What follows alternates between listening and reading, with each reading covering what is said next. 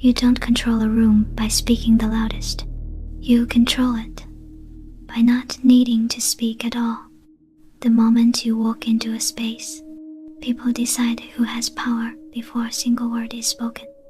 And whether you realize it or not, your silence speaks first. The invisible shift. You've seen this before. A group is talking, laughing, debating, arguing. Then you enter. You don't rush to speak. You don't interrupt. You don't announce yourself. You simply exist, calm, aware, present. And slowly, the energy changes. People glance at you. Voices soften. The room becomes more controlled. Why? Because humans are instinctively sensitive to emotional dominance. The one who reacts less holds more power. The psychology of presence. There's a psychological principle called status signaling. High-status individuals don't explain themselves. They don't rush to fill silence. They don't fight for attention. Low-status individuals do.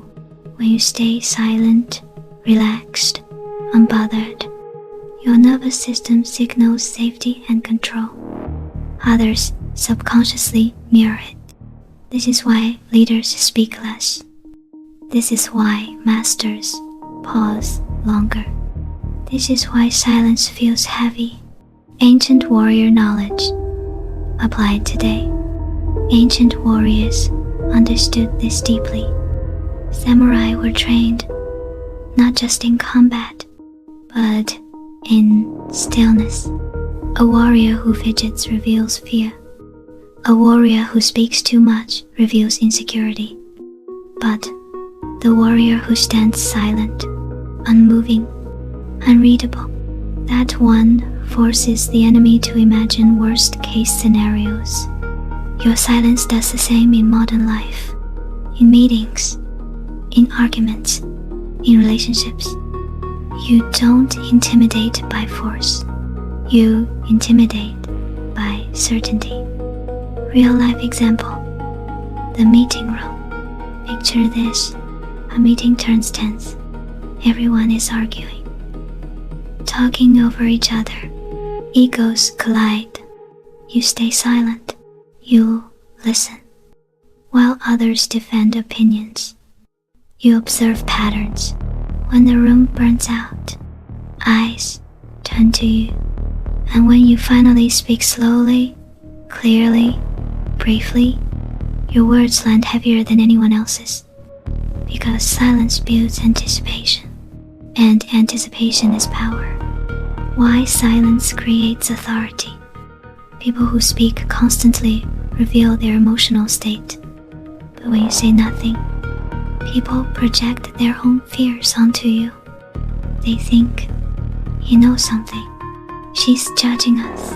Why isn't he reacting? Your silence becomes a mirror, and people hate what they see reflected. That discomfort gives you control. Silence in relationships. Dark truths. Here's where it gets uncomfortable. In emotional situations, the person who stays calm controls the direction. When you don't chase explanations, when you don't beg to be understood, when you don't rush to fix tension, the other person feels the imbalance. They lean in. They seek validation. They start revealing more than they planned. Silence isn't distance. It's leverage. Important warning. Dark psychology. Boundary. Silence must come from strength, not fear. There's a difference between silent because you're scared, silent because you're aware. Fearful silence shrinks you. Controlled silence expands you. The energy behind it matters. How to use silence correctly. Here's the rule. Silence plus eye contact equals authority. Silence plus slouching equals insecurity. You don't disappear. You anchor yourself. Still posture, relaxed breath, focused gaze. Your body must say, I'm present. I'm grounded. I'm not threatened. That's how silence becomes commanding. Engagement. Cue. Natural. If you're still watching, you're starting to understand something most people never will. Control isn't loud. Power isn't aggressive. Dominance doesn't announce itself. It waits. The deeper truth. Silence doesn't just control a room. It forces others to reveal themselves. And that leads us to something even more dangerous. Because silent people don't just stay quiet. They observe everything. Chapter 3. Silent people aren't quiet. They're observing. Why the quietest minds always see the most and strike with precision. Subscribe so you don't miss it.